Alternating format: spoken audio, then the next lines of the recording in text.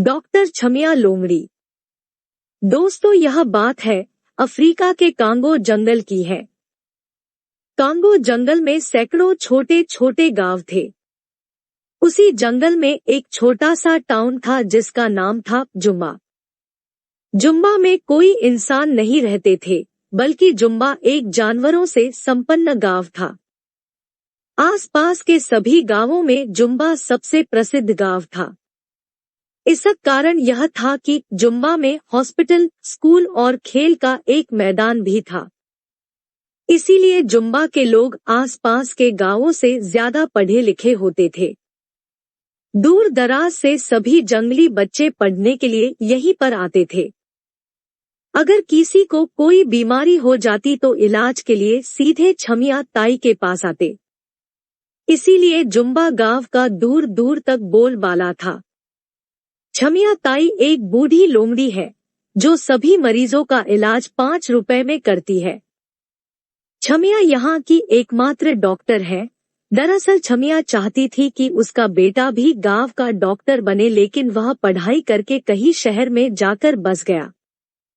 वैसे तो जुम्बा में बारिश बहुत कम होती है, लेकिन बारिश के मौसम पानी के कारण यहाँ पर निफा नाम की बीमारी फैल जाती है।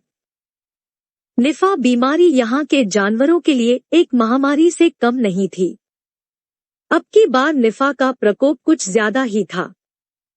छमिया लोमड़ी ने लैब में टेस्ट कर बताया कि निफा बूढ़े लोगों को सबसे ज्यादा खतरा देगा, उनकी जान भी ले सकता है।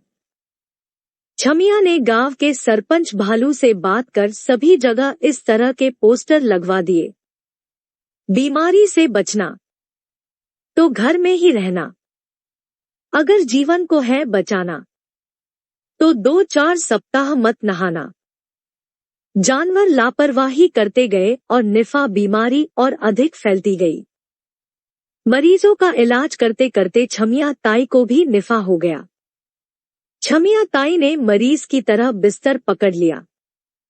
अब पूरे गांव में इलाज करने वाला दूसरा कोई नहीं था। बीमारी अधिक फैलती गई और लोग को मरने की संख्या भी काफी बढ़ चुकी थी। छमिया को इस बात का बहुत दुख था कि अब वह किसी का इलाज नहीं कर सकती है। लेकिन छमिया से रहा न गया और उसने वैक्सीन बनाने का फैसला किया। अगले दिन छमिया ने सरपंच भालू से कहकर एक मीटिंग बुलवाई। छमिया ने कहा कि मैं बहुत जल्द इस बीमारी की वैक्सीन बनाने वाली हूँ, लेकिन मुझको इसके परीक्षण के लिए 3 लोगों की जरूरत पड़ेगी। क्या आप में से कोई 3 लोग तैयार हैं? और याद रखें कि इसमें आपकी जान को खतरा भी हो सकता है। लेकिन अगर एक बार हमारा टेस्ट सफल हो गया तो फिर हमारे लाखों जानवरों को इस बीमारी से बचाया जा सकता है।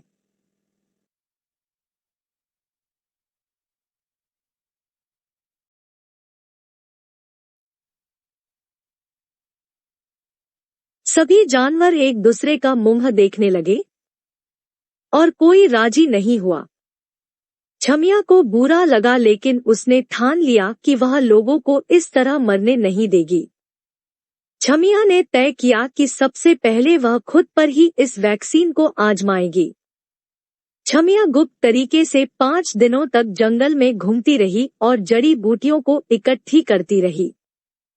जड़ी बूटियों को लेकर वह हॉस्पिटल में आई और उसने एक दमदार वैक्सीन का निर्माण किया।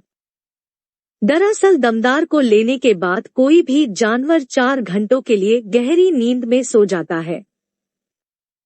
अगर 4 घंटों के बाद नहीं उठा तो यह टेस्ट फेल हो जाएगा। छमिया ने अपने बेटे और गांव को एक पत्र लिखा और कहा कि अगर दवाई लेने के बाद मैं नहीं उठी तो सभी गांव वाले मुझे माफ कर देना, मैं आपको इस बीमारी से नहीं बचा पाई। मेरे बेटे से कहना कि सच्ची भलाई में किसी प्रकार का लालच नहीं देखा जाता है। अगर तुम गांव में रहकर लोगों की सेवा करोगे तो तुम्हें इन गरीब लोगों की सेवा का पुण्य मिलेगा। छमिया लोमड़ी ने ये लिखकर खुद को दमदार का डोज लगा दिया और एक कपड़ा ओढ़कर सो गई। 4 घंटों के बाद छमिया नहीं उठी। किसी ने आवाज लगाई और गांव वाले हॉस्पिटल के बाहर इकट्ठे हो गए। सरपंच ने सभी को पत्र सुनाया। सभी गांव वाले रोने लगे और छमिया को याद करने लगे। सरपंच ने तुरंत छमिया के बेटे को बुलाया। आधे घंटे में उसका बेटा वहां आ गया। लेटर पढ़कर वह भी रोने लगा। उसने वादा किया कि अब वह कभी गांव को छोड़कर नहीं जाएगा। गांव के सभी जानवर डॉ छमिया की अंतिम यात्रा की तैयारी करने लगे। दूर दूर सभी जानवर फूल माला लेकर वहां आए। जैसे ही छमिया का अंतिम संस्कार करने के लिए लोग उसको उठाने वाले थे कि वह खुद ही उठ गई। सभी लोग हैरान रह गए और दूर भागने लगे। छमिया ने कहा, भागो मत, दरअसल दमदार वैक्सीन बूढ़ों को 6 घंटे के लिए सुलाती है। मैं ये लिखना भूल गई थी। अब मैं ठीक हूँ और ये वैक्सीन भी कारगर है। अब गांव में कोई नहीं मरेगा। इसके बाद छमिया सभी गांव वालों को दमदार का डोज लगा देती है और लाखों लोगों को इस बीमारी से बचा लेती है। मेडिकल क्षेत्र में इतना बड़ा योगदान करने के लिए कांगो के शेर ने उसको कांगो रत्न से सम्मानित किया, जो कि वहां का सबसे बड़ा पुरस्कार है।